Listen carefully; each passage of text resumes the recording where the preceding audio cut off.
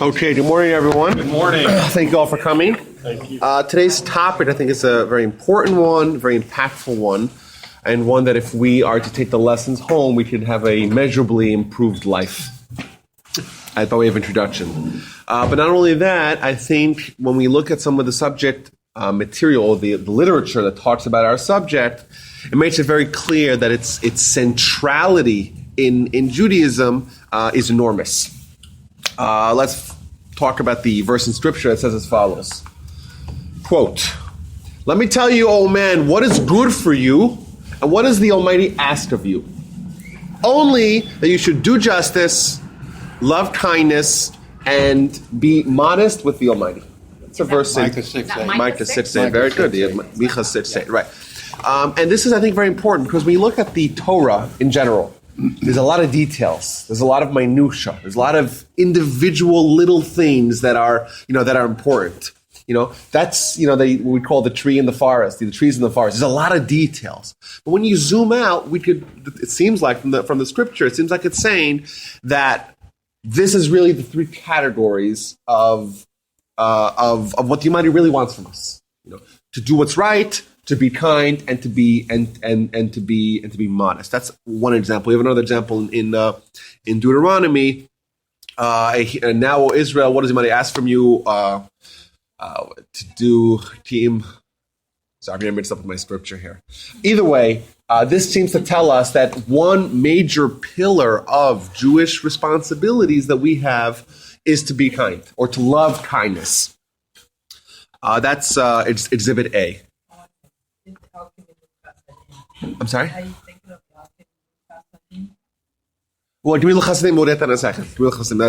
That's our subject. But there's another verse in the beginning of Deuteronomy that says this has the same beginning. That now, O Israel, what does the Almighty ask from you? To fear God, to love God, right, etc. You can find it in a second if you just give me the book. Either way, so that's that, Exhibit A. Exhibit B, we find a verse that is repeated multiple times in the Torah. In fact, there's 8 times in the Torah that we are told, V'halachta bidrachav, and you shall walk in God's ways. You should go in God's way. You should be like God. And the Talmud explains to us, what does it mean to be like God? It means to emulate God. It means to modify your behavior that it should be more aligned with God's behavior. Well, what's God's behavior? So let's examine. So the Talmud says, Mahu rachum, av ata hiyeh rachum. Just like God is merciful, you should also be merciful. Just like God is kind, you should be kind. God's benevolent, you should be benevolent, etc. And this is repeated 8 times. 8 times, clearly, it's trying to hammer home the idea of how important it is to act like God, how to behave like God. Some other interesting ideas about kindness that we find in the sources. This I found a lot of different statements that seem to provide overlap between Torah study, and kindness. For example, the Talmud says that it used to be when the temple was extant, you would sin, and then you would go to the temple, you bring a sacrifice. We read about this past week's parsha. Bring a sacrifice, an atonement sacrifice, and you say the prayers, etc., bless you, and you have forgiveness. That's it. Very simple way to seek atonement. A sin provides a blemish on your soul. Your soul is sullied post-sin. You want to clean that up? You want to improve it? You want to power wash? You bring the sacrifice. Fine. Now that we don't have the temple, says the Talmud, what do we do? How do we gain atonement? How do we gain atonement? Study of Torah, doing kindness. Those are the 2 things. And the bullocks of your lips, right? Isn't that, you turn to prayer, right? Isn't that what it also? Prayer as well, yes. And then we find that those 3 seem to be like the 3 pillars that was mentioned already earlier. Right. Yes, but very interesting. We find another statement. This is I found also very intriguing. It talks about Eli, the descendants of Eli. Remember we have in the book of Samuel that the high priest is filled by the name of Eli. So his kids, they went awry, and their descendants were cursed that they're all going to die young. All of them died young. The Talmud tells of 2 descendants of Eli that they managed to negate or undo the plague that affected or afflicted all the descendants of Elim, they were able to live long. One of them lived long to 40 years old because they studied Torah. One lived to 60 because they had Torah and kindness. Once again, this kind of gives us an insight at the magnitude of kindness in Torah, and that they're interlinked, that they extend someone's life. You have atonement. You want to extend that. You want to absolve yourself from sin. Well, okay, do this. You want to live a longer life. Well, Torah and kindness. Another thing I found. This is the shocking one. And this actually, I think Dan, when he sent out the email, unscripted, he seemed to say the same thing. I don't know where he knew this from. Talmud says in Avodah Zarah, book of Avodah Zarah, talks about idolatry primarily. If someone studies Torah but doesn't engage in kindness, Domer kemi she'elo Eloka is comparable to someone who does not believe in God. You study Torah. You spend your life in the house of study. You learn the Almighty's Torah. But you don't engage in kindness. You don't behave in a way where that is demonstrated by your character. It's as if you don't believe in God. If you told someone, hey, listen, I see you spending, 12 to 15 hours every day studying. Well, what are you studying? Let's look at it. Oh, it's Hebrew. Which way do you hold the Hebrew? Which way do you hold the book, right? I said, well, listen, this is the Almighty's Torah. It's been around for a really long time. It's pretty remarkable. Oh, wow. So you're dedicating your life to the study of the Almighty's Torah. Wonderful, right? You can't make a very good living being a Talmudic scholar. I assure you that. So you're doing it because you want to study the Almighty's Torah. You want to tap into the Almighty's brain. You want to gain divine wisdom. Fantastic. You don't believe in God. What? What do you mean you don't believe in God? What are you doing all day? You're studying Torah. Talmud says if you study Torah but don't engage in kindness, it's as if you don't believe. It doesn't say you don't believe in God. It says you're comparable to someone who doesn't believe in God, which is something I think very, very compelling. The idea is very, that's if someone were to underestimate the importance of kindness, just show them that particular Talmudic statement in the Book of Avodah Zarah 17b, 47% of the way down. And that should change their perspective instantly, I think. Additionally, the three things the world depends on: Torah, service of God, and loving kindness. And this is what I found. This is fantastic. Another thing I found that when I was fiddling around with the subject, we know that right in the beginning of Deuteronomy, famous verse, Torah tziva lanu Moshe. Torah was instructed to us by Moshe. Mora Shaki Hilat Yaakov. It's the heritage. It's the legacy. It's the birthright of the Jewish people. That's all the way at the beginning of Genesis of Deuteronomy. Now Moses taught us the Torah. So one of the commentators points out if you do the gematria. Everyone here knows what the term gematria means. Gematria. Everyone here? Who here has not heard of the term gematria? I heard the term, but I don't know what it is. Okay, gematria means as follows. It's called numerical value. Hebrew letters have a numerical value as well. So Aleph is 1 and Bet is 2, etc. Once you reach 10, it goes 10, 20, 30, 40. And then once you reach 100, 200, 300, 400 for the 22 letters. So the gematria of the word Torah is 611. As we know, Moshe taught us Torah. Well, how many mitzvahs are there in the Torah? 613. But we know that the first two of the Ten Commandments were prophecy from the Almighty to everyone. Thus, those two mitzvahs were taught us by the Almighty. Deduct 2 out of 613. What do you have? 611. Moshe taught us Torah. That's what the commentators all say there. Very, very cute, very clever. What is the gematria of Gemilut Chasadim? It's a long word. Gemilut Chasadim. 611. Bam! Yeah. What the Torah perhaps the lesson behind that is that they're equal. There's two pillars, or at least two pillars of our entire spiritual life. There's going to be the Torah. Moses taught us the Torah. Perhaps the way to connect to God intellectually. Perhaps the way to mold our intellect in the divine way. on one hand. Then there's the other element, also indispensable, and that is to change our character. And don't think one's more important than the other. You do one, but you negate the other, you're essentially negating a certain fundamental element of faith. Very interesting. And lastly, the Talmud says, Torah tchilasa chesed v'sofa chesed. The word chesed means kindness, chesed. Or to be lot chasadim, chesed as well. The Torah is beginning with chesed and ending with chesed. Right? The Torah is bookended by stories or demonstrations of kindness. How so? What does the Torah start with? So, what does the Torah end with? More simply, right? The death of Moses. So, who tended to Moses? To Moses' burial and everything like that? The Almighty.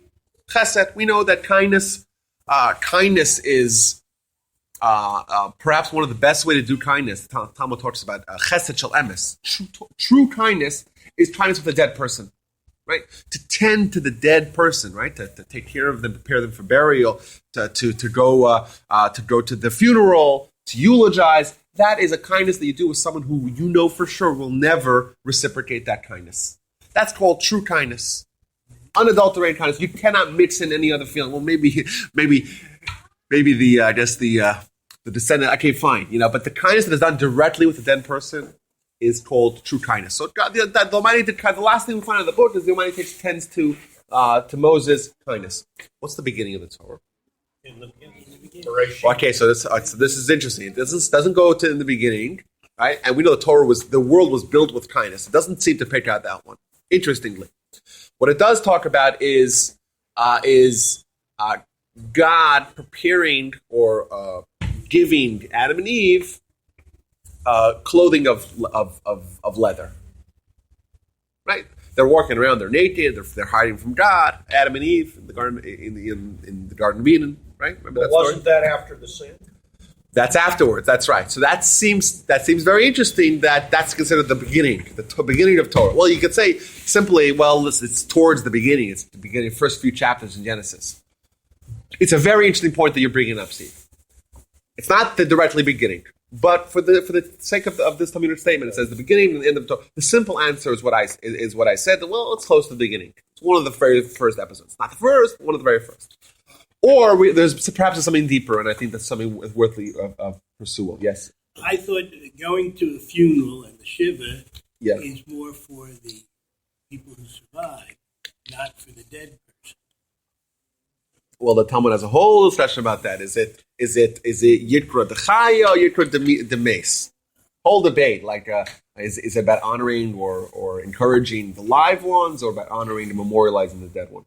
But for sure, there's an element of the dead person as well, and it's a nice send off that we give to people who have passed.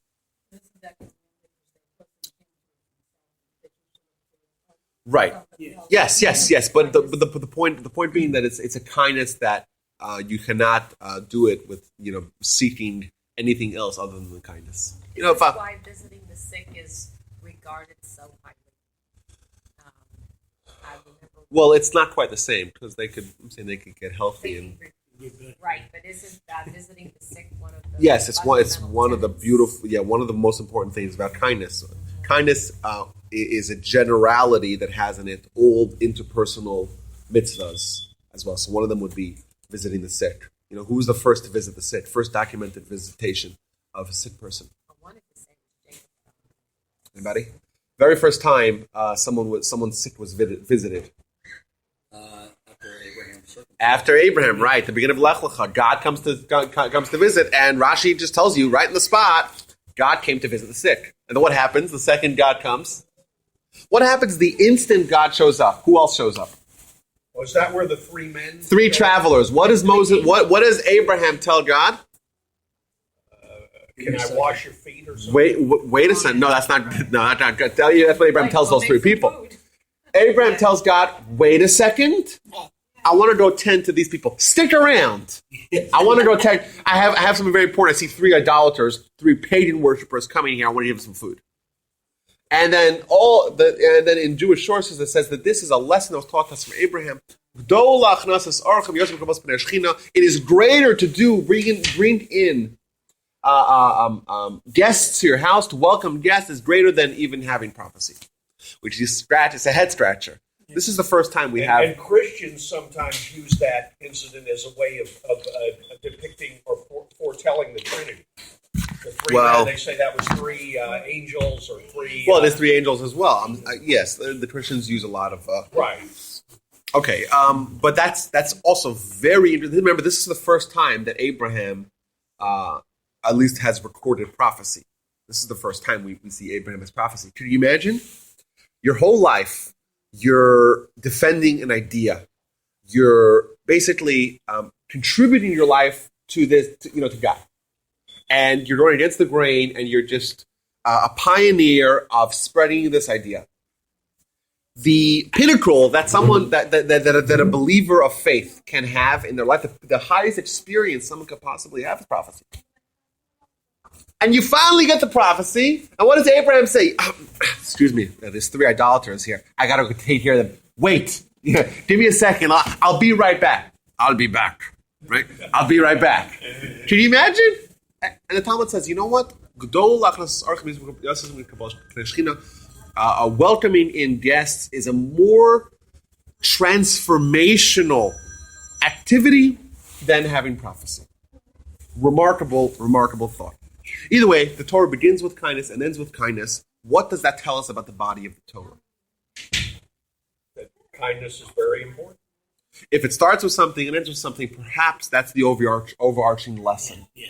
And if you don't deduce that, if you don't pull that lesson out, well, you didn't read the book. It starts with a point, it ends with a point. All, as we know, when you present an idea, you're supposed to present the hook. You have 45 seconds to make a hook, right? To latch everyone in, or to grasp everyone, and then you have to do a callback at the end. Like every great article starts off with some statement that gets your attention, and then at the end it kind of revisits that. The Torah starts off with kindness. Ta-da! Welcome aboard! And talks about kindness perhaps the whole book. And then at the end, oh, by the way, kindness seals off with that. Perhaps that's the overarching lesson, and that would maybe teach us why someone who studies Torah but doesn't do kindness. Well, did you read the book? Did you actually read the book? Or were you studying Torah?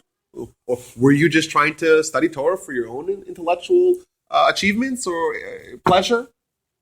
Because if you didn't pull the lesson of kindness out, well, you didn't do a good job. And maybe we even call to question your faith.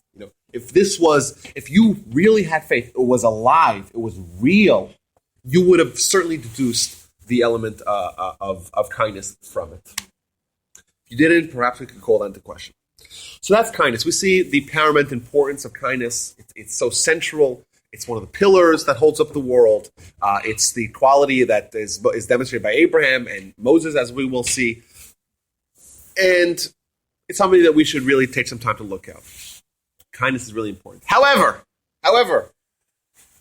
there are four kinds of kinds. There's four. When we talk about kindness, there's going to be a lot of different things. There's an ascending level. Not all kindness is created equal. I could do something which is kind. You could do something which is kind. They're both kind. They're both important. But one of them can be at a much higher level. And the Torah outlines us an entire framework here. How we go from we start off at ground zero, which is probably nothing. No kindness. It's being a selfish little brat as a baby. Cares nothing about anyone else other than themselves, and you progress throughout kindness, and you move up to the kindness level 1, and that's probably a challenge because doing something innately we're wired to have our own self-interest at heart, and that's what motivates us from day one. Kindness, by definition, means that you're doing something for someone else, so it seems a little bit counterintuitive. What do I gain by doing a favor for someone else? Maybe nothing. Well, then why would I do it? Because I'm kind. But wait a minute, that seems... So it's a departure from the way we're perhaps formed or physiologically how we originate. So it's not going to be easy to jump to the last step, but it's something that we have to do progressively. Or maybe we're already on stage 2, which I think we are, as we'll see. So what's the most basic level of kindness? What's a basic human decorum or a human quality that we all experience in our day-to-day lives. Us, and not only us, all humans. Charity. Tzedakah. Huh? Tzedakah. Well, tzedakah, I think, is perhaps even a higher level. So we have a famous verse, Olam chesed yibaneh, the world is built with kindness. There's something unique about the human condition wherein we cannot survive on our own. Look around here. Everyone seems to be wearing clothing. All right? Yeah. Okay. So far. Who of us sew? Does anyone here some people might sew? You sew. Okay, of course. So you sew. But did you sew your own clothing? I'm going to start getting my clothing from you. Do you sew your own clothing? Probably not. You probably buy it. Not so much anymore. You know? That's what we call interdependence. That's what builds the economy. You know? And that where not everyone needs to do. But Rabbi, are we talking about, in that sense, are we talking about kindness or commerce there? Yeah, I agree. But that builds the world. The world cannot function unless we have a certain measure of self-reliance. We cannot all do everything. You know, in a way to maximize the human output, productivity. What we do is for our own benefit, really, essentially. You know, but I'll help you because you'll help me, and everyone else will help each other. We'll all mutually benefit. What happens when we do this? This to us is simple, of course. Like this is what humans are. But animals don't live like that. You know, yes, of course, well, they're in packs and whatever, but they don't have this community and society where they, you know, the sum of the parts really is much greater than. I'm sorry. The entity in its entirety is much greater than the sum of the parts. You know, that's an idea, and like it doesn't seem that remarkable. And in fact, it's something that's not even. It's not even like, is it a Jewish ideal? Probably not. In fact, we're told that the city of Sodom and Gomorrah. Why was the city of Sodom and Gomorrah destroyed? So of course they were wicked, right? But what was at the root of their wickedness? They did not protect the widow and orphan. That's I'm saying that's for sure. But they didn't have this quality. They had a lack of hospitality, but lack of this where humans need to rely on each other. You say, wait a minute, Sodom and Gomorrah, were they Jewish? No. Okay, so they don't need to keep the Torah. So why could they be punished for doing kindness? You know, kindness is a mitzvah. Violating the Noahide. Was it the Noahide law? Yeah. Okay. Before the Torah, right? Yes. Well, not before the Torah, but what does the Noahide law represent? It represents a functioning society. All humans are. It was Sodom and Gomorrah. No, they were after Noah. Yes, remember Abraham is the one who tries to intercede upon them. yes. But the idea being, we're even Gentiles. You know, it's not about Judaism. It's about being a human. If you don't have this quality of having a world of kindness, wherein people rely on each other, well, then you have no right to be a human. And the city has God send Jonah to Nineveh? Nineveh? Yes. Why? Well, it was the same. He picked Sodom and Gomorrah. Gave them an option to. He sent Jonah to Nineveh. Yeah, there were other Gentiles doing the same question. thing that Sodom and Gomorrah were doing. You're saying they didn't give the same fair shot. But remember, they had Abraham and they had Lot, who was a positive influence. Maybe that would have theoretically, if they would have listened to the influence of Lot, maybe they would have also been saved.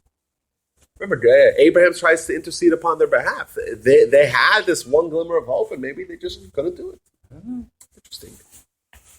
Either way, that's idea number one. I think it's very basic. I think we have that. You know, we all fulfill that. That's a human reality, but also something that we learn as you grow up. You know, like I was thinking in business. You know, sometimes people might not feel that it's beneficial for themselves to help their competitor or help someone.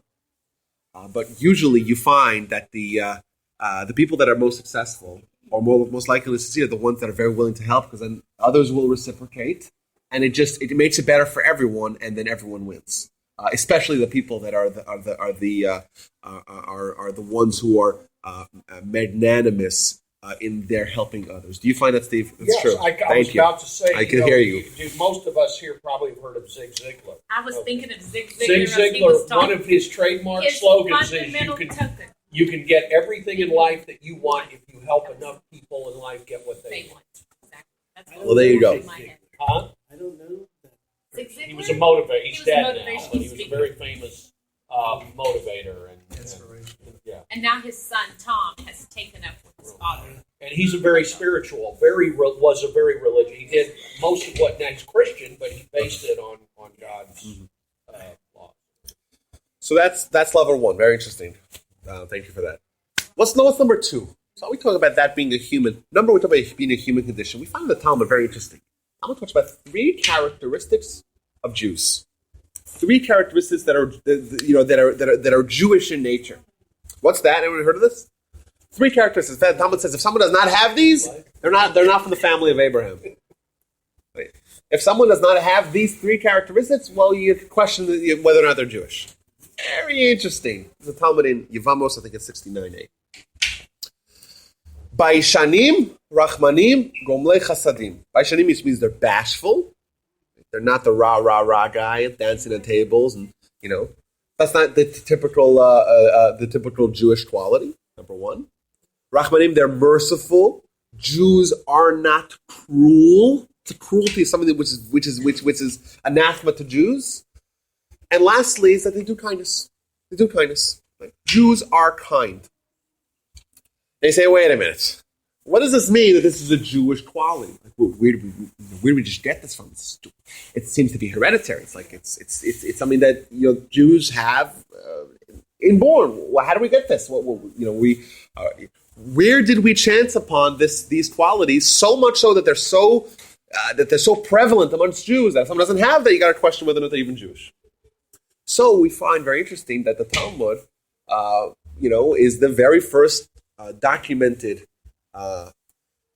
proponent of the idea of acquired traits, of basically natural selection, where someone's incorporated qualities are going to be perpetuated genetically or hereditarily to their children.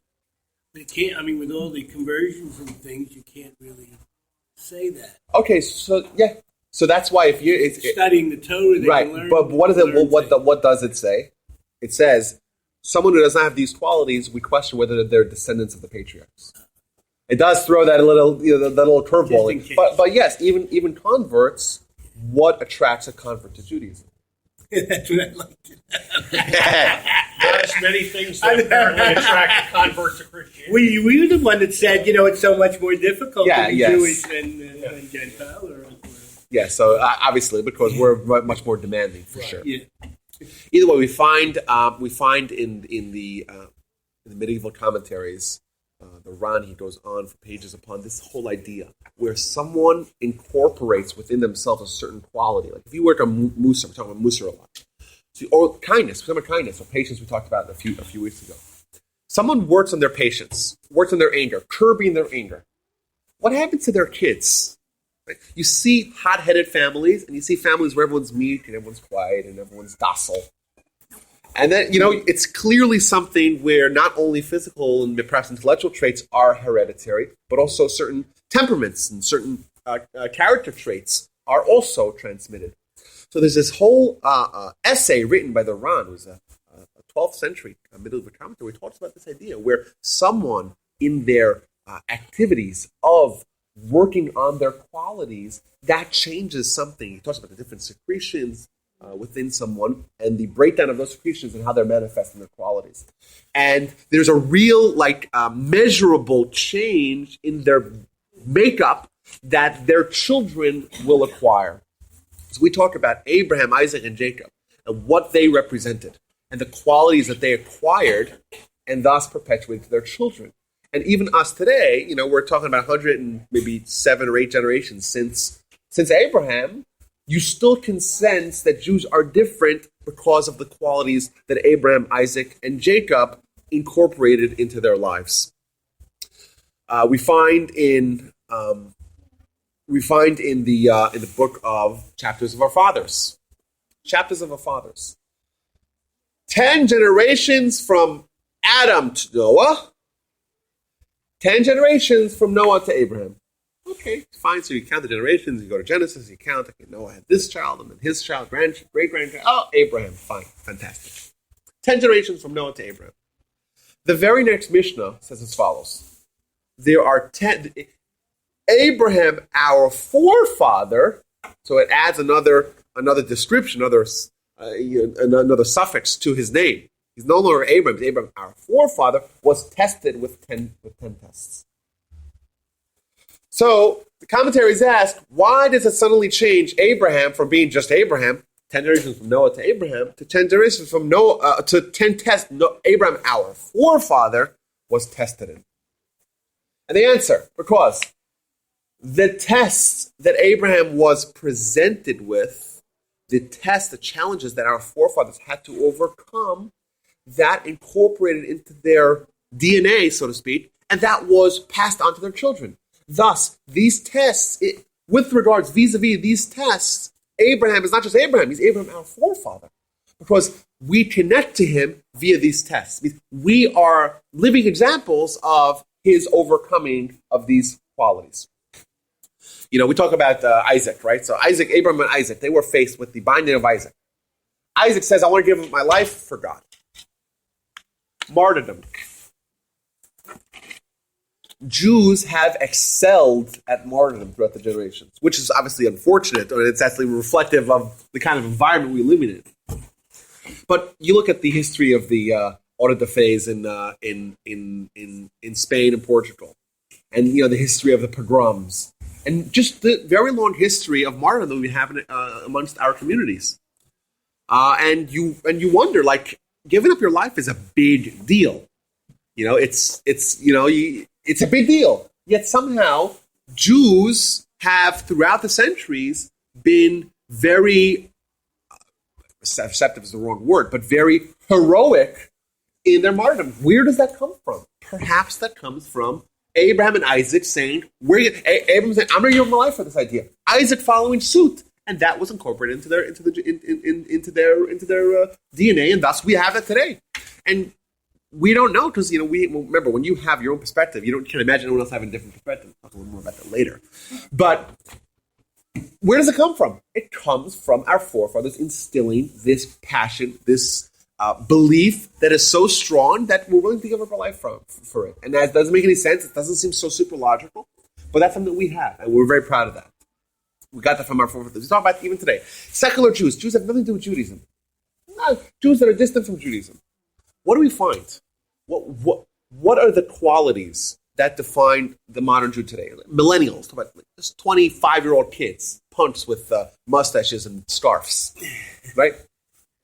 They don't go to shul. Unfortunately, we know that as all shuls across America are suffering because they don't go to shul. They don't necessarily marry Jewish. They don't fast Yom Kippur, but they're Jewish. And you look at their interests, you look at their passions, you look at what they care for, what they picket and protest for. What do they demonstrate in their lives? Changing the world, tikkun olam, helping the unfortunate, being tolerant. Like, these are qualities of the Abrahamic way of life, and they're acting as Jews. And they're railing against injustice as Jews, but it's coming from within. It's innate. It's deep down within. Even we talk about on a totally different sphere. We talk about how Jews are entrepreneurial. I don't want to get down this discussion, but it seems very clear. Every time there's a new app or a new this or a new that to change the world, there's always a Jew at the helm. Always, and that's a reality. It's just a fact. What it means is debatable, but it's just a fact. Perhaps this quality of being driven to change the world comes from Abraham as well. What did Abraham do? Abraham had an idea. That was a radical idea that changed the world. And Abraham didn't listen to the naysayers. Perhaps this same quality of having a radical idea that's going to change the world and not listening to naysayers was transmitted to his children. Those Jews today, even though they represent a microscopic size in the demographics and population, but they're outspoken in this particular quality because they're Jewish, and Jews have certain innate qualities. Rabbi, can I add Yes. an interesting perspective on that? And I mean, particularly what you just said about the Jews who couldn't care less about don't do the observance, but yet they Couldn't care less, against yes. injustice. And Yes. everything. Yeah, but a lot of them are also just out there playing video games and playing. Of course. That's true. But, they're not mindful Okay. of that. But go ahead. But what I was getting at, I don't want to. I'm not trying to change the subject. I'm really just trying to see if this is a relevant comparison. What about, I think, distortions of Islam? Maybe because there's martyrdom in Islam too. Yeah. Okay, and yet, how do you distinguish between the martyrdom you just described that's Jewish and the martyrdom that somebody is willing to give their life for 72 virgins and all this other stuff? Mm-hmm. That's martyrdom too, isn't it? That's and dare I say this? Where does Islam come from? Judaism. No. Well, yes, ideologically, but where do they come? Yeah, they're linked to Ishmael, and you would look at Ishmael being not Jewish, but also following the Abrahamic tradition of teaching monotheism to the world. And we look at Edom, who is from Esav, who brought about Rome and eventually the Roman Christianity. As you know, Maimonides writes about this, where our kind of lesser halves, or not lesser halves, but our siblings, if you will, our cousins, as being also influenced by Abraham to change the world or to bring to the world these ideas, I mean, we're all and being three- partners with us. Yes. We're all three Abrahamic.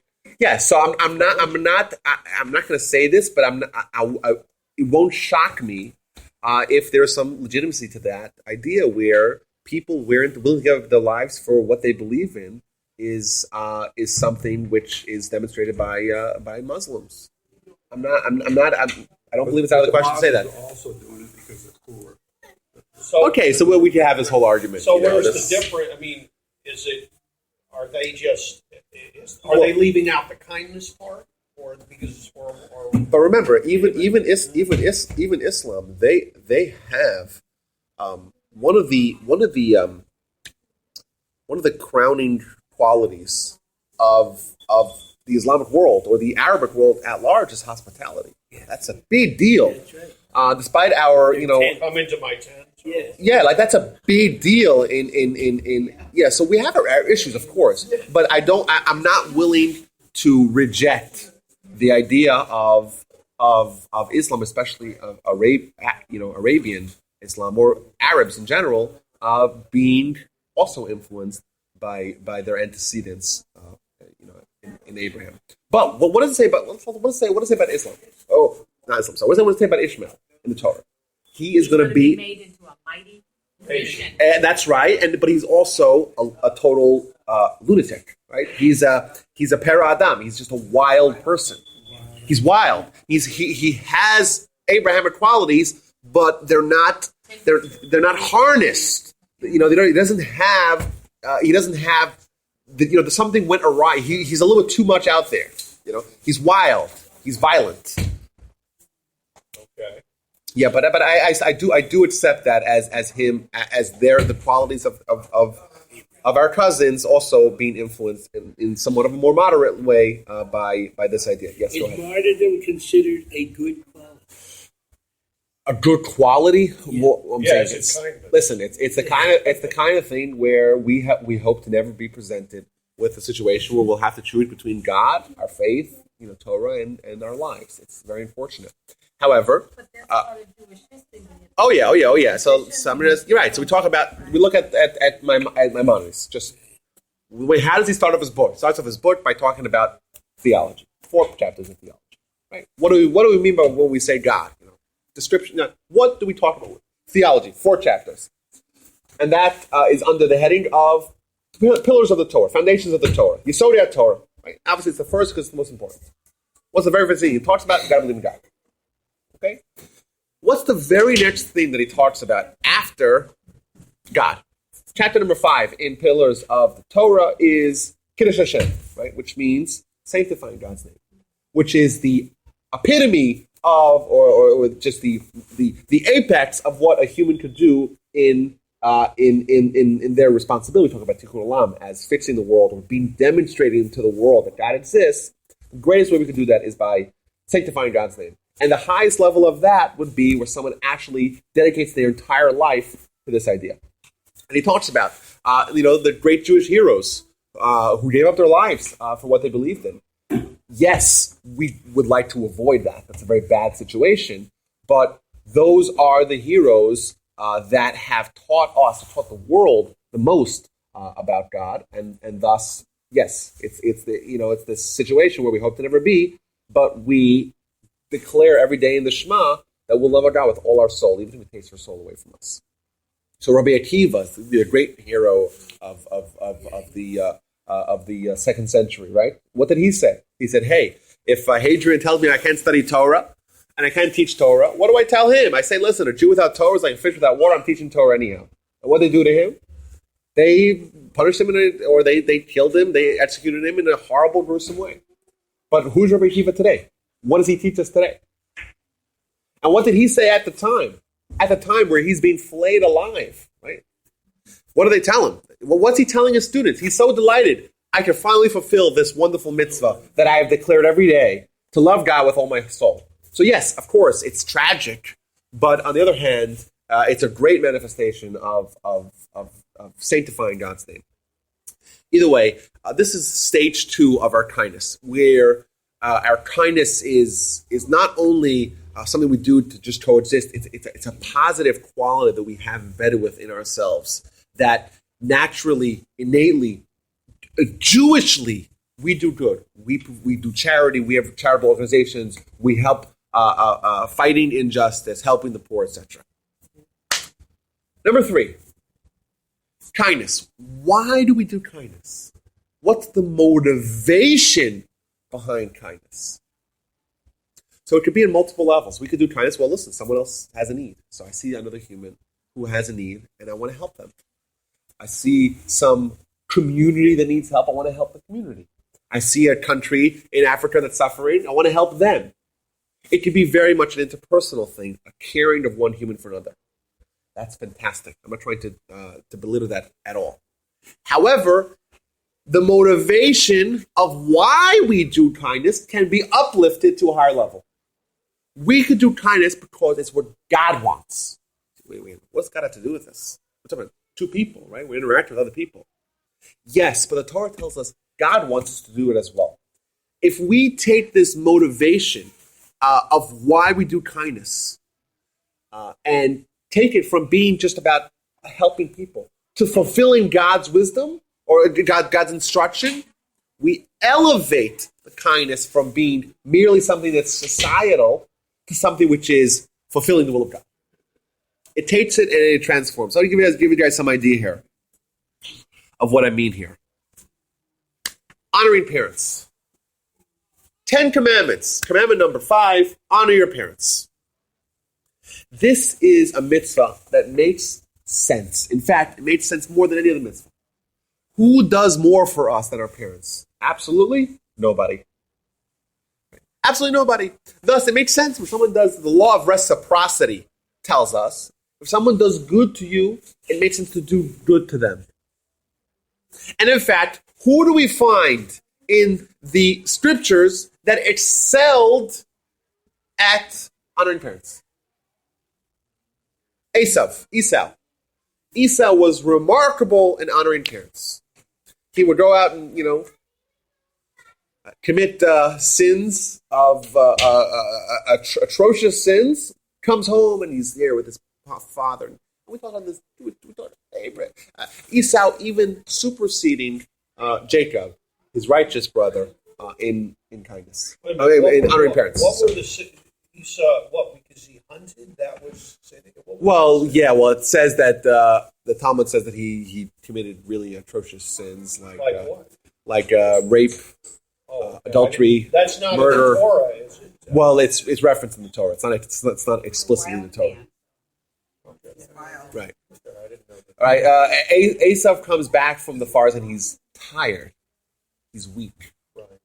What is when the Torah tells us someone's tired? What made someone tired? Sin. Whenever the Torah says the word tired, it's a reference to sin. Have excessive exercise. Maybe I'm saying that's a surface level of reading, but the Torah was telling us on a spiritual level he was tired. His soul was weakened. Why wouldn't they use the word sin? You know what? Rather I've than been tired. troubled by it for a long time. I mean, I don't understand why we use can't the call word a spade a sin. spade, you know? Yes, What? thank you. Why don't you just say he continually misses the mark? Why do you always say he sins? Everything represents something else. Because it means the same thing. No, it doesn't. But you yourself say it means the same thing. The Torah itself says chet means missing the mark or sinning. Either way, he was doing things that he shouldn't have done because he missed the mark, because he sinned, whatever. But that's what I mean. When the Torah tells us that he was tired, it means his soul was tired. His soul was weakened. Why? Because of the misdeeds that he hath committed. On a continual basis. But that episode, it says that he did 5 specific sins at that one day. Either way, but he was outstanding in his honor of his parents, because even someone who doesn't have a spiritual centric way of acting, interpersonally makes sense. It's fair. It's only right. It's only natural for someone to feel the gratitude and appreciation for their parents and honor them. But does he not become the leader of the Edomites? Yeah. And they eventually disappear. Well, they didn't disappear. They were rebranded. But we talk about Rome and Christianity being their spiritual descendants. Yeah. Now, the Talmud says, this is a doppelganger, by the way, for kindness. Talmud says, how far do we have to go in our honoring parents? What's the extent of how detailed or how dedicated we have to be to honoring our parents?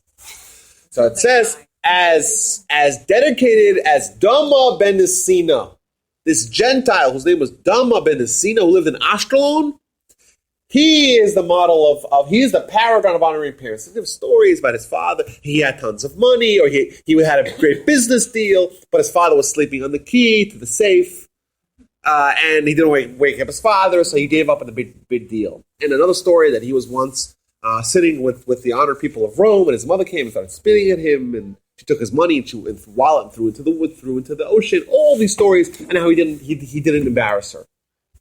This great Gentile paragon of honoring parents. Wait a minute, we're bringing the story of a Gentile? What? We couldn't find some Jew? We couldn't find some Jew who excelled in honoring parents? We have to go to a Gentile? Talmud says, how far do we have to go? Us Jews, we have a mitzvah, honoring parents. What's the extent? Oh, you know what? There's a Gentile who was very remarkable. Okay, I'm sure there's some Jews that were also remarkable at that as well. Perhaps what the Talmud's telling us is that this is something which is very natural. Even Gentiles who don't have the mitzvah perspective, not thinking about God at all, it's natural to honor your parents that did more for you than anyone else. Hold that thought for a second. The Talmud asked the question, this guy, Dama ben Nesina, this great Gentile who honored his parents, he was rewarded for honoring his parents. How was he rewarded? What did he receive? Talmud says, listening. He received a red heifer amongst his flock. What's a red heifer? Red heifer is essentially an orange cow. If you go to the They're very rare. well, they're not so rare, because if you go to the rodeo, you'll see red cows. They're not red; they're actually like burnt orange. But what's very rare about it is where they cannot have any other hairs. They can't have two black hairs or two white hairs. And Talmud said they can't have any yoke that was put upon them, and what they do is they're slaughtered and they're burned. Their ashes are used for a very special mixture that is needed in the temple. Isn't there something that says the next time you see the red heifer, it foretells the Messiah? Yeah. There's a lot of details about that, but the red heifer is always presented as the model for a mitzvah that's a chok, it's a statute that we don't know the reason for it. Talmud tells of Solomon, the wisest of all men, who was praying to God, explain to me this idea of red heifer. We're going to use the red heifer to purify the people that have come in contact with the dead people. Such a bizarre mitzvah, something which is totally beyond human comprehension. He did the mitzvah, which makes the most sense. His reward is that he got a red heifer, which is the mitzvah that makes the least sense to us. What is the lesson the Torah is telling us? The Torah is telling us that for God, from God's perspective, or even from our perspective, these mitzvahs are the same. It's commensurate to his mitzvah of honoring parents. He received the reward of receiving a red heifer, even though they're diametrically opposite from human intelligence. But when we do the mitzvah of honoring our parents, we can either do it because it makes sense, or we can do it because God instructed us to do it. Just like the red heifer, which we do solely because God instructed us to do it. Thus, perhaps with kindness as well, we have a certain inclination, a certain innate, natural desire or reason to do it. Fantastic. We can elevate that by saying we're doing it because God instructed us to do it. We're not doing it because we feel motivated to help someone else, or feel motivated, or feel innately a need to do good. We're doing it because God instructed us. That elevates the kindness to being spiritual as well. That's number 3. Feeling good? Huh? Do something with kindness because it makes you feel good. Well, yeah, or it rights a wrong. Right. God told me to do it. That's the only reason why I'm doing it. Just like the red heifer.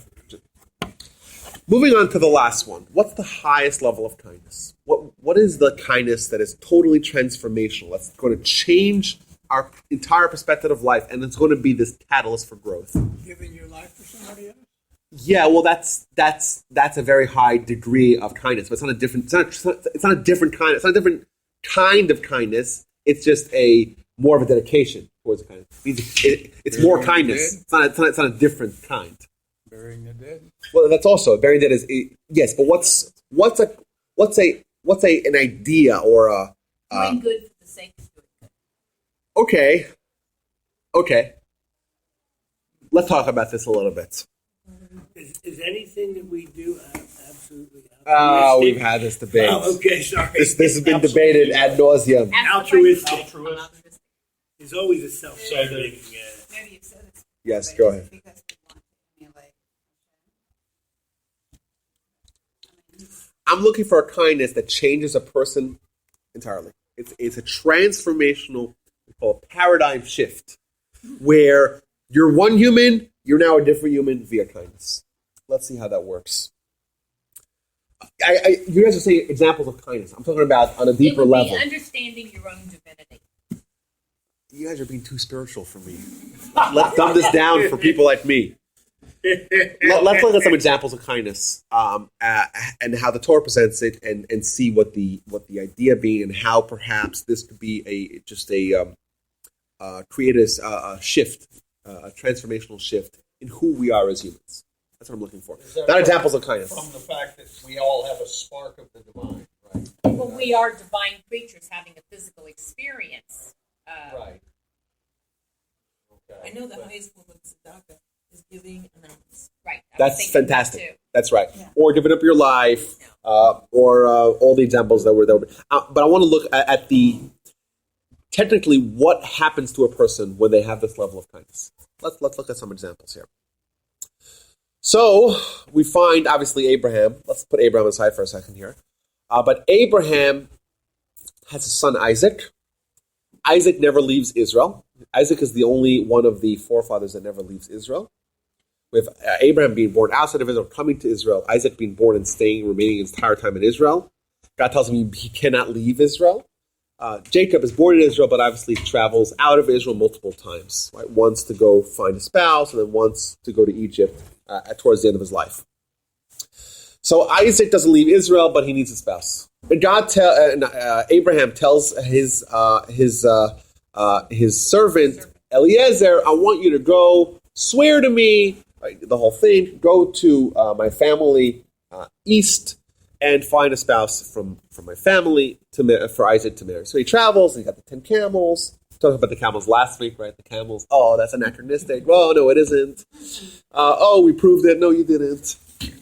So he takes Eliezer takes 10 camels, and he goes, and he ends up at the well, and he starts praying. And he has this idea of what kind of spouse we're looking for.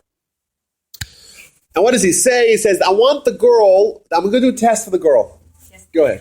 She has to be kind. How is her kindness going to be demonstrated? I'm going to ask her for water.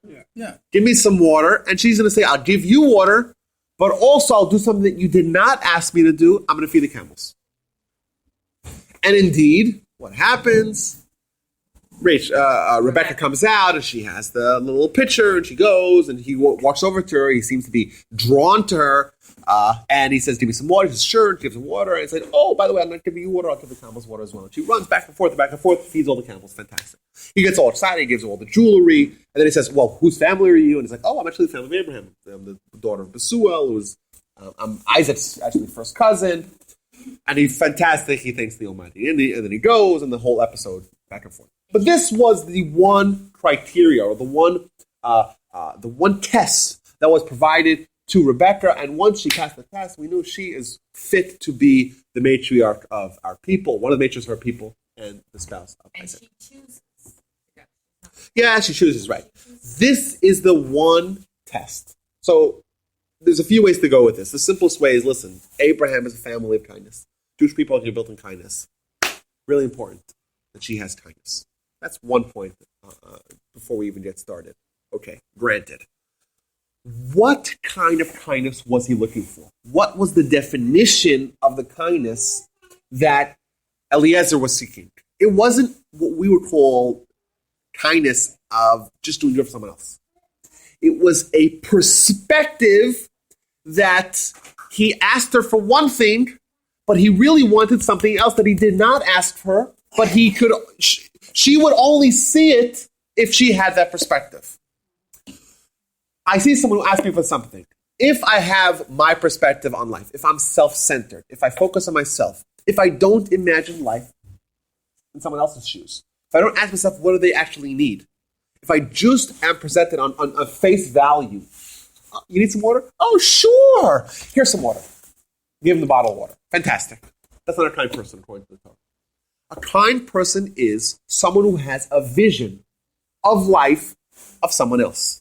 Someone who does not live within their own little cocoon of their own mind, of their own life, of their own body, of their own experiences. Someone who opens up their heart, opens up their life, opens up their vision, and sees someone else. I see you, you're asking for something. On face value, what would most of us do? Of course, weary travelers. They must be so thirsty. Let's give them, here's water that you asked for. You fail the test.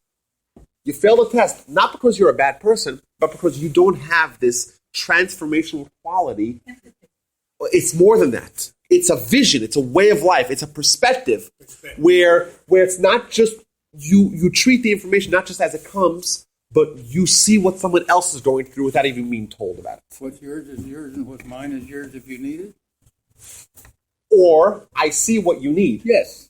I see what you're going through. What you need. I see it without being told. I see life from your lens. I take off my glasses, I put on yours. What are you seeing? What do you need? What do you encounter? Thus, I'm living life basically in your shoes. That's essentially what it says. It's a great story. I might have said this before, so apologize. Actually, when I spoke to the kids there a couple of months ago, I told them this story. And it's actually relevant to our upcoming holiday of Passover. So once, Rabbi gets a knock on the door the day before Passover. Once again, if you heard the story, I apologize for repeating it. Still a fantastic story. He gets a knock on the door, and the guy tells him, listen, one of his constituents, how you doing? Welcome in. I have a question, a halacha question about Passover. I want to know, we know you drink 4 cups of wine. Can't afford the wine. Can I have 4 cups of milk? Could you drink 4 cups of milk for the wine? For the Seder? He says, well, I don't know. He goes to the books. He finds it. No, you can't. But here's some money. He gives him a sizable amount of money. Fine, the guy leaves. Now, the rabbi's wife, she's a little bit more on top of the finance. She says, wait a minute. He needs 4 cups of wine. He needs basically a bottle of wine. Call 2 bottles. That costs, I don't know, $26. You gave him $126. Why do you give him so much more money? The rabbi tells her, from his question, I deduced that he doesn't have meat either for his meal. Because if he's considering to drink milk, clearly he doesn't have meat. So I gave him enough money for wine plus meat for the meal. My grandfather would always use this story as an example of someone who has this perspective on life.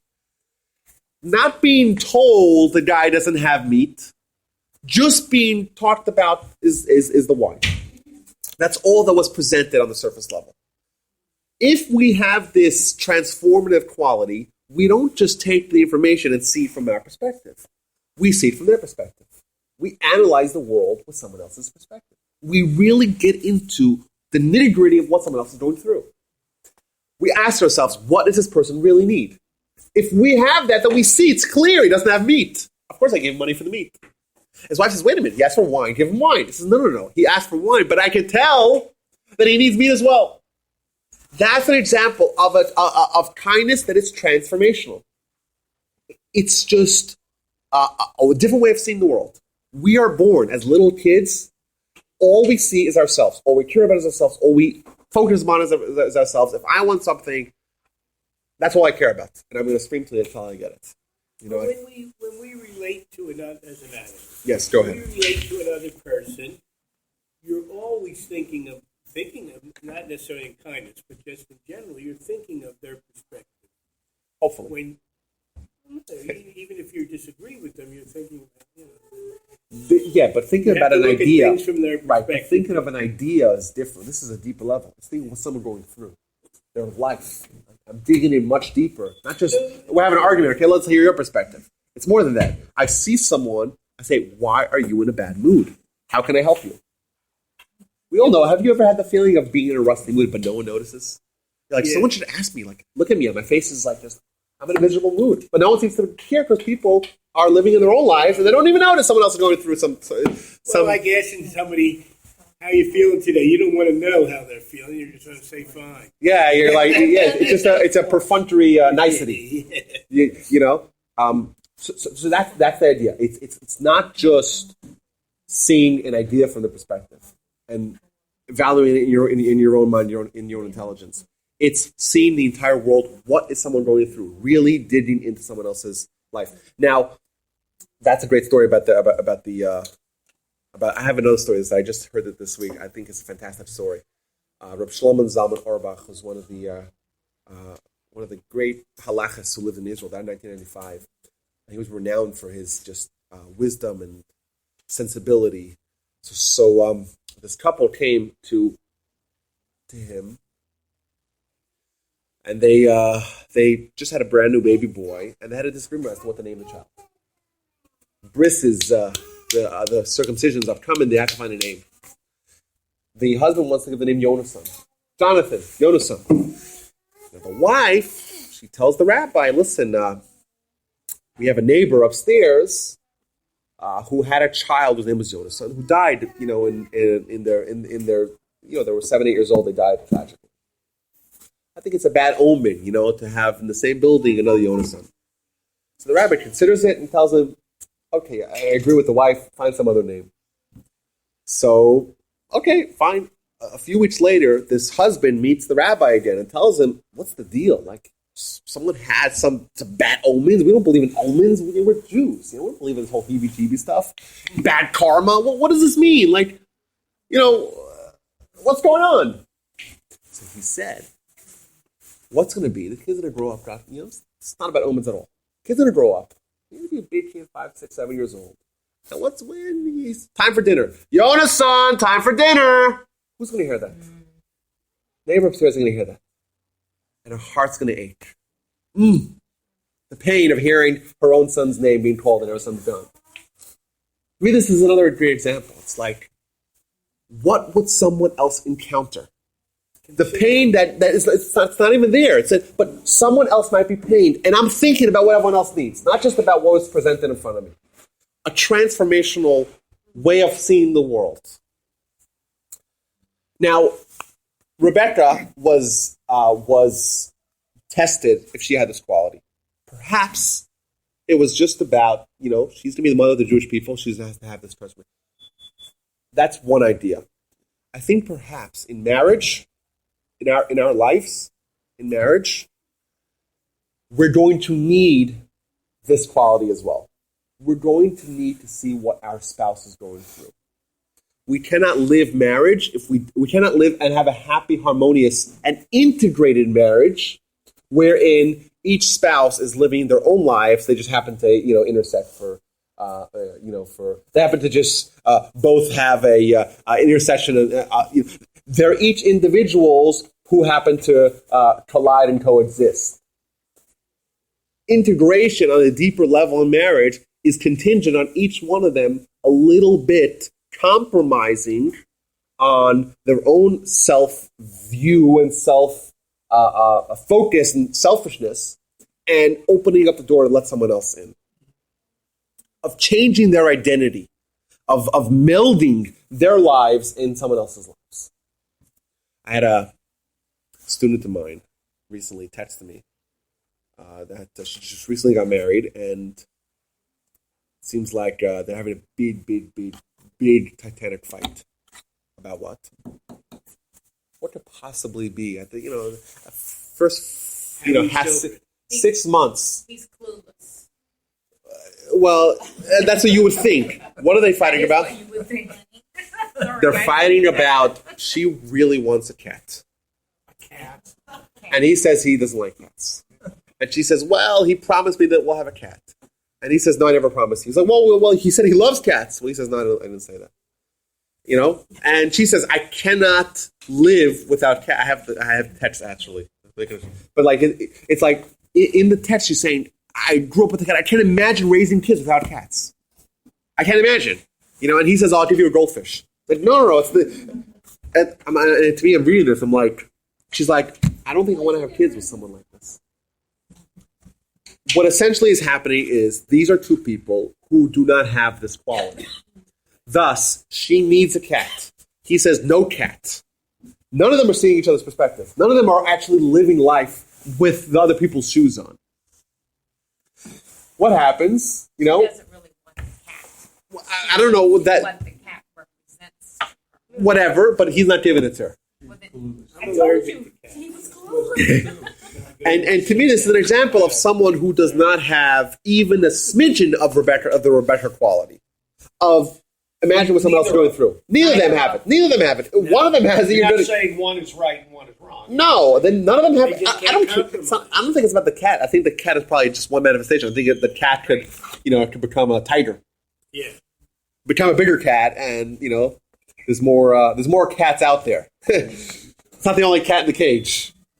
So how do you resolve that? I don't think it's about resolving. Yes, I think it's about. Well, if that couple If already they're having that kind of... I know this isn't necessarily a subject, but if that couple came to you... I said to them, listen, you have to find some sort of compromise. I said, listen, he goes out in business. She feels lonely. I said, get a cat. This is one of my suggestions. I thought it was brilliant. Get a cat. He's in Miami 4 days a week. Say again? What? He's in Miami 4 days a week. He's away. He's away. So she's all alone. I say get the cat and then put the cat in one of the pet homes, whatever. During those 3 days, everyone wins. She has the cat. All right. How did he? So was like that? it. Whatever. I don't know why I have to follow up with it, but to me, it's not about the cat. To me, it's It's not about the cat. it's a proof. It's a demonstration. Especially he's away 4 days a week. Yeah, but what if he said that I could smell it when you got it, from being... But it's not about that. It's about in life and especially in marriage, even to have a measure of coexistence, not to become a great person like Rebecca. I'm not talking about Abraham, Rebecca, those kind of people. Not even to achieve greatness. To have coexistence, to have harmony in marriage, you are going to have to live life to a certain sense in someone else's shoes. To adopt their perspective on life. That is the only way to have coexistence. If you don't have that, and then maybe that's why the Torah told us the great detail of Eliezer and what he did to seek a spouse. Perhaps it wasn't just about Rebecca. Perhaps it's a lesson to us. When we want to have good marriages, we're going to have to adopt this quality. It's not just about becoming great, transforming ourselves into. It's about living life and having a happy marriage. Something we all want. We're going to need to learn this quality. And I think we talk about the very first marriage. Adam and Eve. So Eve is constructed from Adam's rib, and whatever. That's what it says in the scripture. That's the second, not the first thing. Right. Okay. Yes. There's a lot. There's a lot out there. But then it says Adam Zosapam. This time it's a bone for my bones. It's flesh for my flesh. This woman I should call a woman. She should be my wife. Fine. Fantastic. He's all excited. And there the Torah goes on and says a PSA. PSA. Therefore, a man shall leave his father and mother and cleave to his wife, that should become one flesh. It seems like Adam and Eve are presented as the model of a harmonious couple. Oh, they're so excited. It's flesh for my flesh. It's skin for my, it's bone for my bone. Fantastic. Man shall leave his father and mother, cut the purse strings, right? And cleave to their wives and become one flesh. It seems to be a little bit out of place. Like, first of all, what if the guy has been living out of the house? He left at 18 from college. He's not what we call the Yiddish mama's boy, right? He's his own man. He's independent. Leave his father and mother. I really love my father and mother. What kind of advice is this? Perhaps it's a little bit deeper here. The Torah is telling us. What did Adam say? This is flesh from my flesh. This is me. This is bones from my bones. This is me. Much deeper than just the build of how we constructed the body of the woman. It's much more than that. It's an idea of Adam saying, this is me. This woman is me. Torah stops. Let's stop the tape. Let's make an announcement. PSA. You should leave your father and mother. Father and mother is not just your parents. It's your perspective. It's your identity. It's what you grew up with. It's what you started life with. You start life with your father and mother. You start on a path of being selfish, of being self-centered, seeing the world from your perspective. You have to abandon that. Cleave to your wife. Follow Adam's lead. This is flesh from my flesh. I see the world from their vision. I have the Rebecca quality of kindness. That's the way to have a successful marriage. It's not about leaving father and mother. It's much deeper. It's about, you shall be one. What does it mean be one? It means when they see, I see. When they suffer, I suffer. Their pain is my pain. That's instructive for us to have positive marriages. Adam and Eve did not have the most harmonious of marriages. Read further on in the book. It did go south to a certain sense. However, there's some of the lesson that they have for all eternity that's very valuable for us. But this is, once again, based upon this perspective that Rebecca taught us, that is this transformational perspective on life, seeing the world differently. That's the key to our marriage. So once again, I think when we talk about this quality, it's obviously something that's going to change our lives. However, it's necessary. It's necessary because if we want to have successful marriages, successful relationships, it's going to be contingent on this point. Can it get, I don't want to split hairs on this, but it says cleave to your wife. But is that by implication, because isn't it a two-way street? I think that's what you're saying. Come on. But it's, come on. So, okay. So it's not, so it but doesn't have to say however, the wife cleaves to the yes, husband, however, because I have a controversial opinion alert here. So if you don't like controversy, let's not talk controversy. I can't, I'm not interested in controversy. Okay. I think that perhaps what the Torah is telling us from Adam's perspective, perhaps it's more conditional on the man being malleable, of the man opening up than the woman, because if the woman is more likely to respond to his lead. I said it's controversial. I promise you'll be. Is that controversial? Because there's chauvinistic overtones? Yeah, well, not chauvinistic overtones, but like more of a traditional perspective on marriage than maybe the New Age. Yeah, okay. What is the Hebrew word for cleave? The davak. Davak. Is there another meaning for that word other than It means to glue or to cleave. Yeah, cleave is the right word. But I think that if a man is going to step up to the plate, most likely the woman will follow. And if the man is going to be, it means, and there's other sources that seem in Jewish literature, in Jewish. A woman was designed to be a helpmate. Right, so she's going to be a reflection of his dedication. Her dedication is going to be a reflection of his dedication. If he's the one who's not willing to invest, she probably won't invest either, or maybe she will, but she won't have the same. She's not. It's in his hands, so to speak. Traditionally we talk about the man having the responsibility in the marriage, rights versus responsibilities. The man always had the responsibilities because he was the one that set the tone. I said it's controversial. It's not super controversial, but I think that's probably also. But it is a two-way street, of course. But perhaps that's the reason why it's in the men's perspective. Either way, we talk about the key to successful marriage. I think that lies within within this character trait. Let's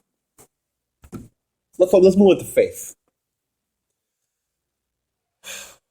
I think that this quality is essential for faith as well. How so? So we find in the Talmud a very bizarre connection. Very bizarre. And that is of faith, not faith, of fear of heaven, yira, fear of heaven, having a serious relationship with God on one hand, and kindness. Kindness is between man and man. Kindness is interpersonal.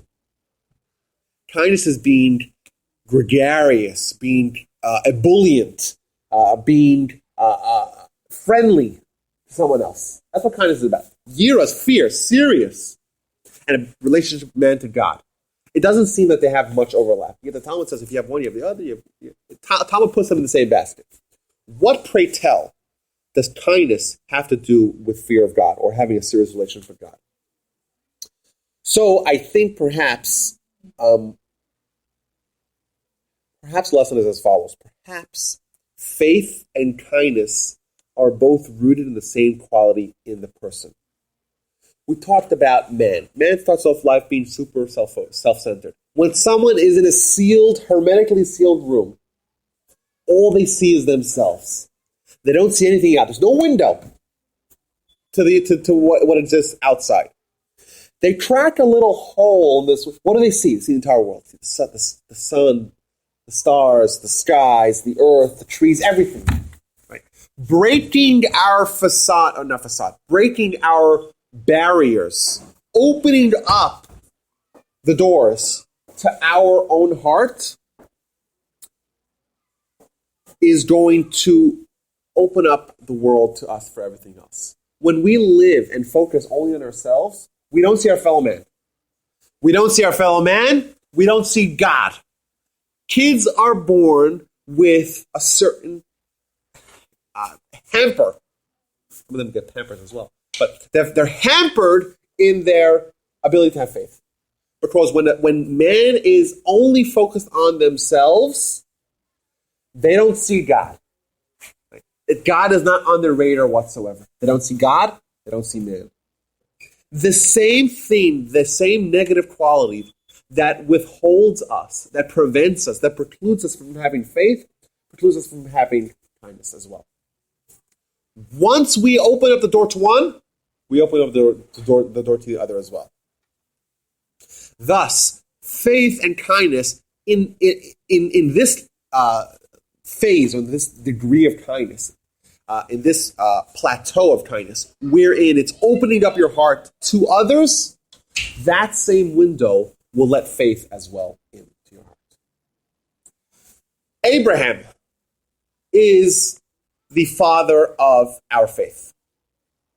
Abraham is the father of monotheism. Abraham is the first one that thought of this idea on his own.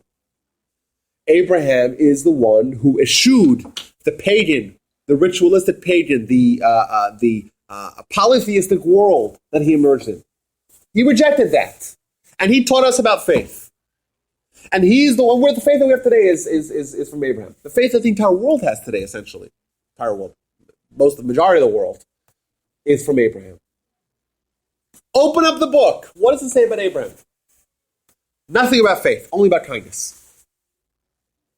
Remarkable. Abraham is presented in the book as kind, as kindness with those travelers, as kindness with Lot, kindness with Sodom and Gomorrah, kindness everywhere you turn. What does the Torah tell you about his relationship with Sarah? It's kindness. yes. How does he interact with her in that capacity? Yeah, well, you look. What's another great example? We see that he wasn't on his own, right? Sarah was a great leader as well. She was. In fact, the Torah tells us that God tells Abraham, whatever Sarah tells you should do, right? When he had the whole kerfuffle with Ishmael influencing Isaac, right? And the Talmud opens up this discussion of Sarah rivaling Abraham in the degree of prophecy, and how he should listen to her. She has a better perspective on it. So she was no slouch. No, but I'm sorry. I meant in terms of their interpersonal relationship. Does the Torah speak to that marriage? Well, we find out some things, about their marriage. The degree of kindness. Yeah, I'm saying, well, Abraham was the paragon of kindness. So Chesed LaAvram, he's called. That's the moniker that he's given. Of course, but I think that they were united in that. We talked about just that one episode that we find. Abraham is suffering from his circumcision at the age of 99, sitting outside in the unbearable heat, and then before you know it, he has prophecy, and then a second later, you get the three weary travelers, and he springs into action. And Sarah gets involved. He says, "Sarah, make this, make that." And he runs around, and before you know it, he presents them with this 18-course meal. So she was also remarkable in her kindness. We look at them as one unit entirely. Either way, Wasn't he kind of like unkind to Hagar? well, he had a hard time with it, right? He had a very hard time with it. That's one of the great challenges that Abraham faced. Well, was it him wasn't it Sarah? Yes. Yeah, but he expelled her. Yeah, but he didn't want to do it, yet God tells him you got to listen to what Sarah says. That's a whole episode that is deserving of its own examination, carefully and thoughtfully. And Anybody ends up marrying. he marries her again, right? Yes. Now, the Torah tells us Abraham's faith was manifest in kindness. Abraham is the paragon of both faith and kindness because at their core, they're linked. At the core of what happens to a person when they open up the door to faith or kindness is the same. They break out of their selfishness and they see the world. They see God, they see a man, they see everything. Thus, essentially, what changes in a person, what transpires, what transforms in a person once they have this quality of we call the Rebecca faith, is going to be transcendental, not only in kindness, but also in faith as well. Now, I want to add something else here. This is leadership. What are we told about Moses? Some of the very first episodes we find out about Moses. So, He was slow to speak. yeah, okay, fine. So he wasn't so charismatic. But what actions do we find? So the very first beginning of Exodus, chapter 2, verse 11, we find the following sentence. It happened in those days, and Moses grew up and went out to his brethren, and he saw their suffering. And he saw an Egyptian man striking a Hebrew man of his brethren. To repeat the sentence, Moses grew up, he went out to see his brethren, he saw their suffering, and he saw an Egyptian man striking a Jew. It says the word vayar, and he saw it twice. He saw. What did he see? Asked the Midrash. What did he see? He's seeing all these things. What was he seeing when he saw the suffering? Seeing all the pressure. He saw a pattern. So I'll tell you what it says here. How did he know he was? Ma'u vayar, what did he see? He seems like he knew. He grew up. Remember, he grew up with his mother, his biological mother, because he refused to nurse from anyone else. Remember that? It's not the same as in the movie when he found out later Charlton Heston. I thought she was put him. Often, the movie does not exactly follow. I thought she put him. It's not really based on a true story. It's a work of fiction. So he grew up. Always read the book. Don't watch the movie, right? What do they say in school? Yes, that's We'll true. do both. One for entertainment, one for Yes. So the Midrash says as follows. What did he see? This is what he saw here. He saw their suffering. This is I'm just translating this from the Midrash and the Midrash Rabbah. And he would cry, and he says, if only I would die for you. There's nothing as difficult as working with cement. And he would go help them. He put his shoulder and help each and every one. That's the first opinion of what he saw. Okay, so they're suffering. Rabbi Elazar, the son of Rabbi Yossi HaGlili. So what does he say? His interpretation of what he saw. What did he saw? He saw as follows. He saw a heavy load on a small person. He saw a small guy carrying a massive load. And he saw a big guy carrying a tiny little load. He saw it wasn't being super productive. He saw that the big guy is carrying a small load, which is very painful. You got to carry something like take this pen and bring it there. Take that pen and bring it there. Like it's not stimulating, it's not engaging, it's not maximizing their potential. And he saw a little guy struggling under a massive load. He saw the load intended for a man on a woman. The woman was there on the construction site. I'm not saying women shouldn't do construction. Preempt all these questions. I'm just saying, he saw a woman doing a man's job, and he saw a man doing a woman's job. What that means, everyone fill in whatever you consider to be a woman's job. I'm experienced enough not to go down these little black holes, these dark alleys, that it's going to just take us off topic for maybe 7 minutes. He saw the load of an old person on a young child. He saw the load of a young child on an old person. He saw the details. He didn't see suffering at large. He didn't see just general suffering. He saw details. This is a young guy. Well, he's doing something for an old person, a young person. He saw every individual who he encountered. He saw what they were, what they ought to do, and what they were doing. He broke it down to a granular level. He exhibited the quality of Rebecca. Noticing, having the vision of seeing what someone else going through. Details. And what did he do about that? So what does the Almighty say? This Amar Kadosh Baruch Hu, says the Almighty, you abandoned your dealings. Moses was a prince. He left his level. And you saw the suffering of the Jewish people. You treated them like brothers. I'm going to abandon the heavens and talk to you. Torah is telling us. God is announcing. What did Moses do? What was the quality of Moses? What was the episode of Moses that made him worthy of this great leadership post? His internal sense of knowing. Of seeing. He saw what other people were going through. Even if he couldn't help them. He was a leader. Vayar means to see, and he saw, yes. The quality of a leader is to notice what the constituents are going through, to see what they're going through. Has a vision. Right? Maybe he couldn't help them, but he was not living within the 4 cubits of his own existence. He was experiencing life from someone else. He did not turn away. He didn't turn away, exactly. But not only that, he opened up his heart to others. Which goes back to what you said earlier, which is, you have, in order to do kindness, you have to go. That's exactly right. My point is that this quality is the quality of kindness. It's the quality that makes marriages work. It's the quality of faith, and it's the quality of leadership. What happens? This is a cute idea. I don't know if it's true or not, but I like it. You guys will like it also, I hope. A little bit later, Moses progresses. What does God tell him? So what does he see? What's the first vision? What's the striking vision that Moses has? What does he see? He sees the burning bush. What does God tell him? Take off your shoes. Take off your shoes. Perhaps, I'm just throwing this out there, maybe God's telling him, you should know, this leadership hinges on you taking off your shoes. I want you not to be wearing your own shoes, wear someone else's shoes. It's not just this idea of shoes. You got to experience life in someone else's shoes. Your shoes are demonstrative of your perspective. You got to take off your shoes.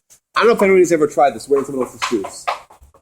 It's not super comfortable, right? You don't feel right when you wear someone else's shoes. Even when you go like bowling and they have that just way of gouging you, where you're paying $3.75 for wearing literally a $2. The shoe itself costs $2.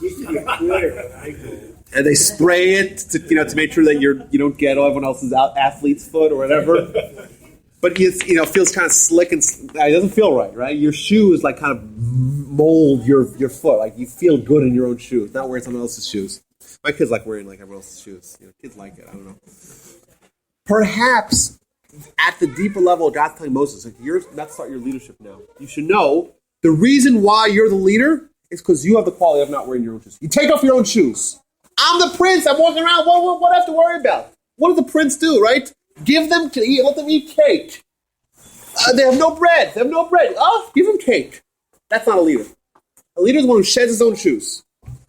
I'm the prince. I'm walking around. I got my entourage. But what do I say? So you're suffering. You're a young person.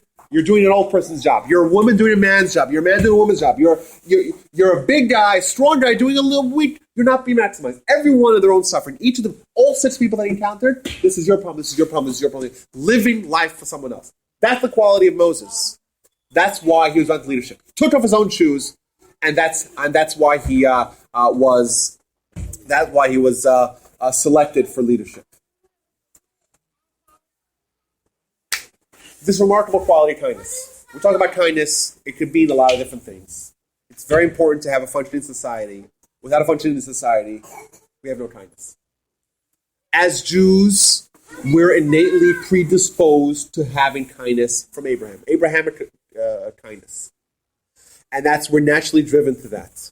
We elevate that a one step up by doing kindness, not because we feel like it, because it's good to someone else, but because God instructed us.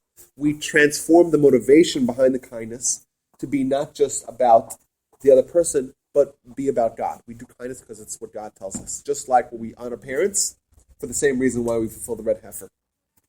At the highest level, at the pinnacle of kindness, it's about changing who we are. A different person emerges. Is it about me? No. It's about me breaking this prison that we're all born into. A small child rarely wakes up to tend to her crying mother. It doesn't happen like that. It's the opposite. We're set into this world on a path of absolute selfishness. Many of us, unfortunately, at the end of the road, we could be very old, and we're still a child inside. We haven't acquired this quality of Rebecca, seeing what other people are going through, living life from their perspective. We have to emulate that. That's kindness. That's what's demanded of us. That's the kindness, by the way, that rivals Torah. That's the kindness that we're talking about, all those things. To love kindness. What do you mean to love kindness? To love kindness? What do you mean to love kindness? Do kindness. What about love kindness? Loving kindness is a higher level, not just doing kindness. It's a transformational way of changing what you see. What does God demand of us? Do justice, love kindness, and be modest. Walk modestly or with the Almighty. What does that mean? It does not mean just to act kind. Someone can act kind every day of their lives, but haven't changed who they are.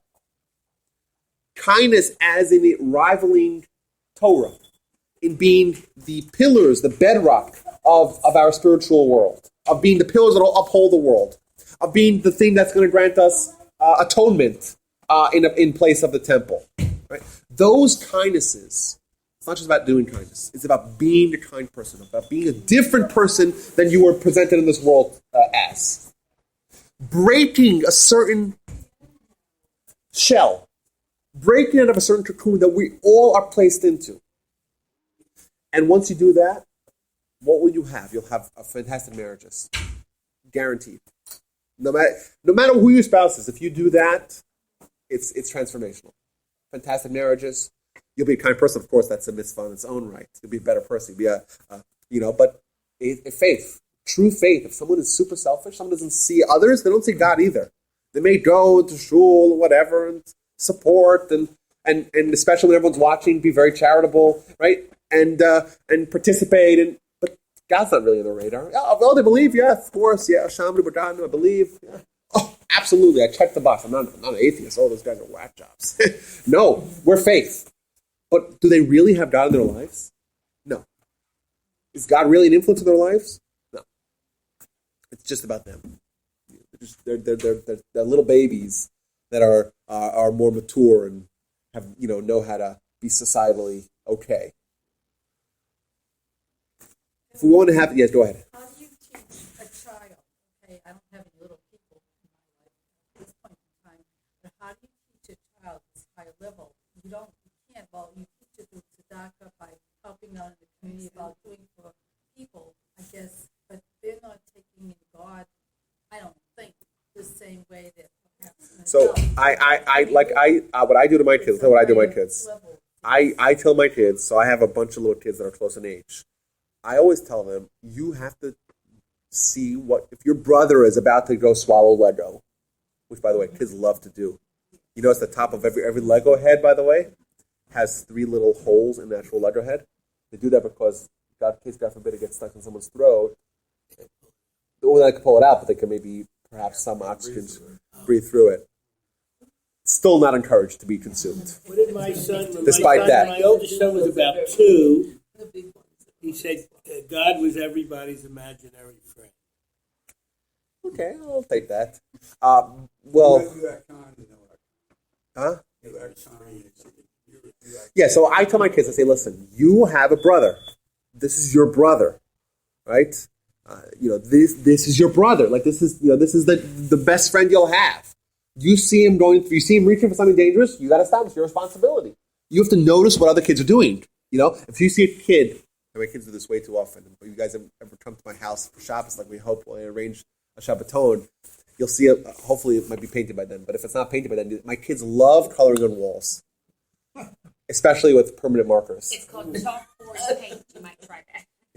I once made a declaration. I said, you wouldn't give, if your kid had a knife, you would take it away, right? Sharp items. Kids shouldn't have sharp items or Sharpies. They shouldn't have those things. But my kids love doing that, So I tell them, if you see someone, if you see something, say something, right? You have to notice what someone else is doing. You have to notice that. I think that's one way I try to encourage. I think it's a good idea to tell kids, point out stuff, let them see things. It's very hard for a kid to see things. But when they're taught to do it, then maybe they'll learn how to do it.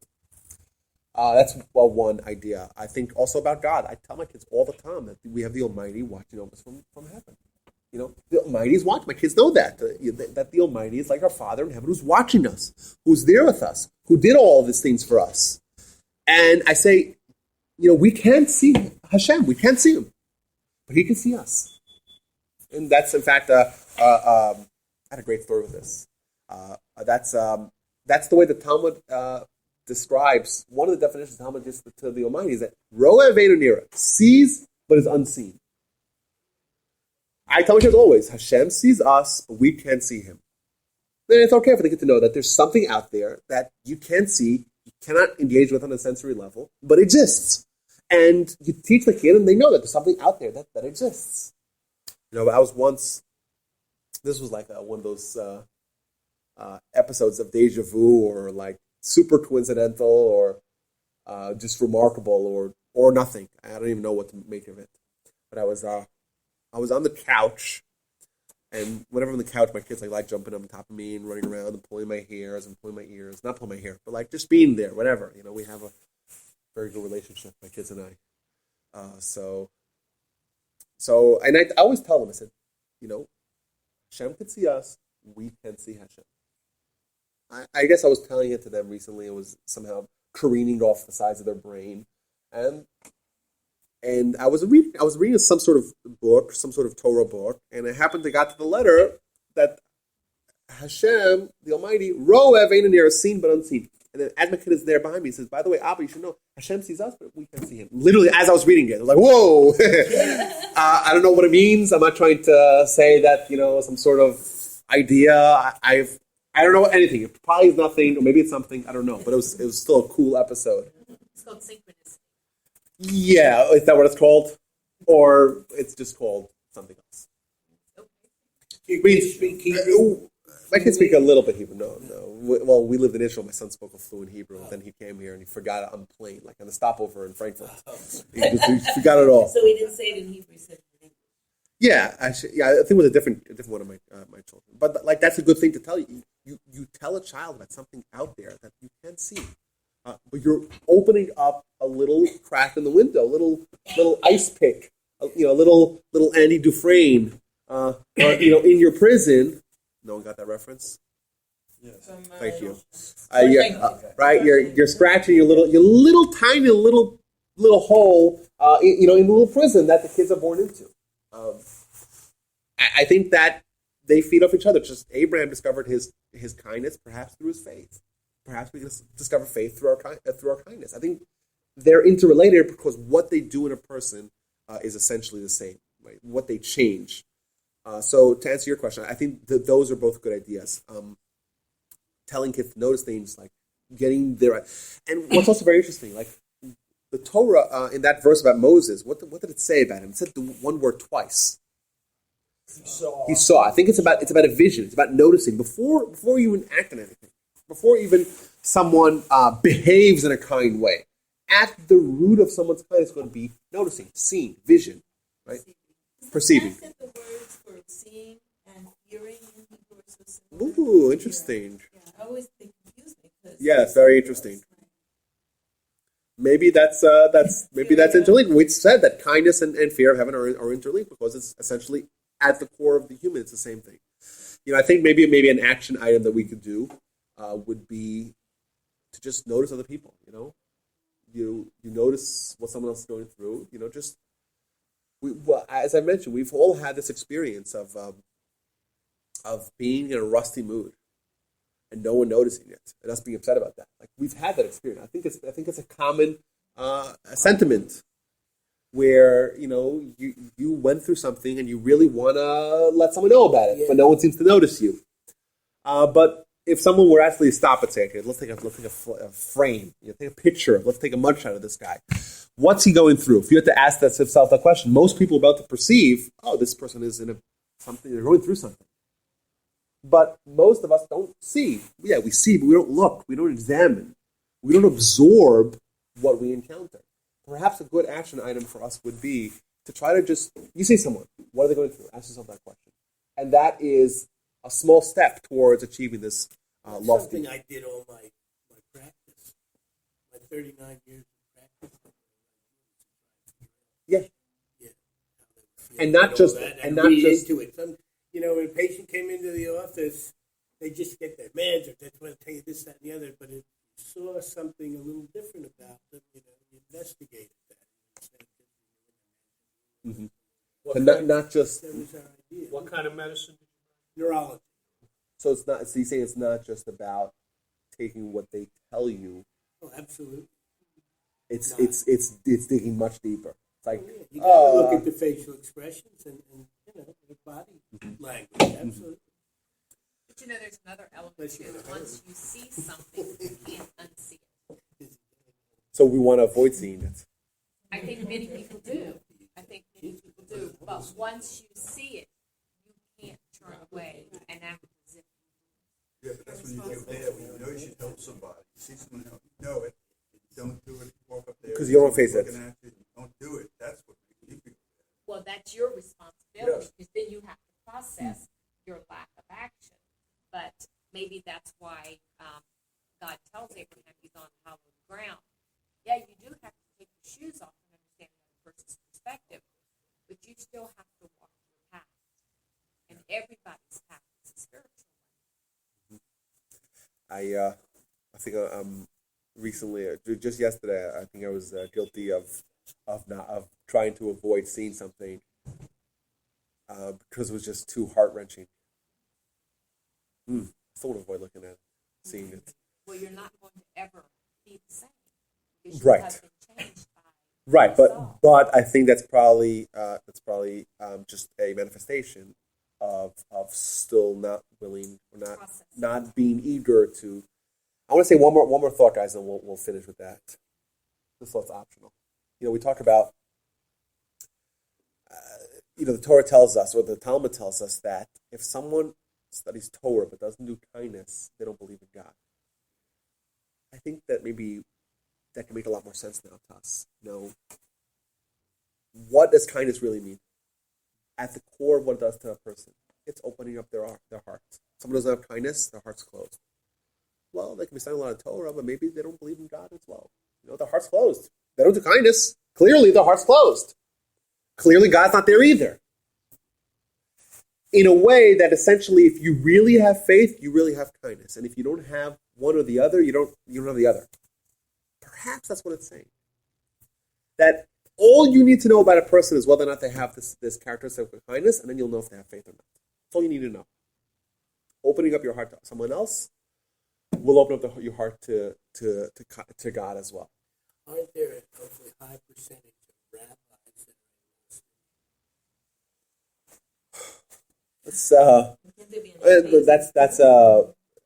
Listen. It's I would say it's probably a controversial subject because I think it's like a certain element of basic Jewish faith that is I think probably every rabbi should believe. Why would someone go to be a rabbinate if they don't believe in God? To me, that's a bizarre thought.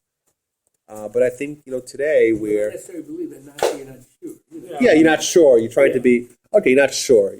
Not sure. But agnostic is you don't believe. So whatever. Or because I think is an agnostic question where Yeah. atheism you Definitely reject. Yeah. So, but I think that there's the risk of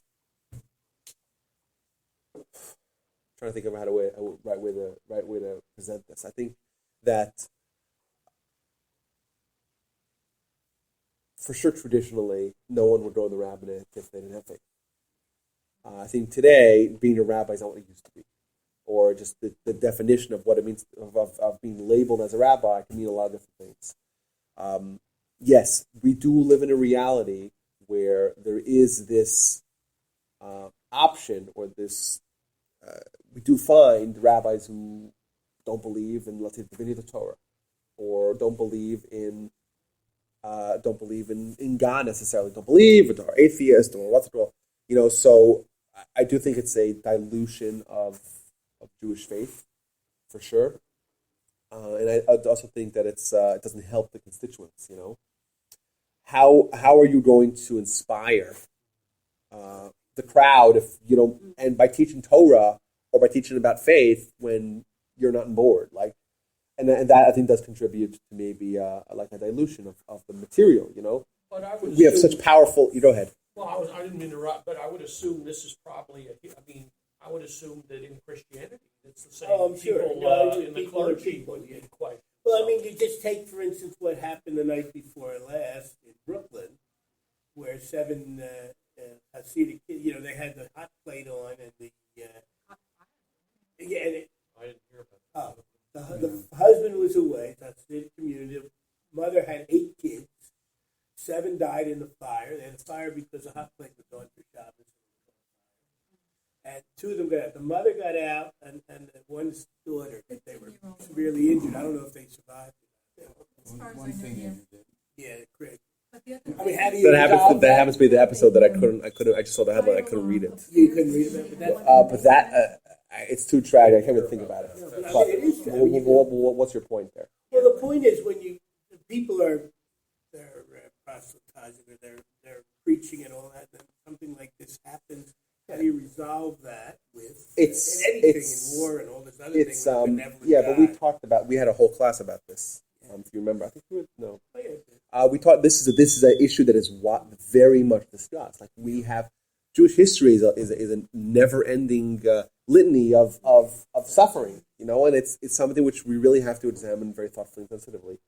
I don't think it's and something that the Jewish sources do not ignore. So I think it's a worthy question.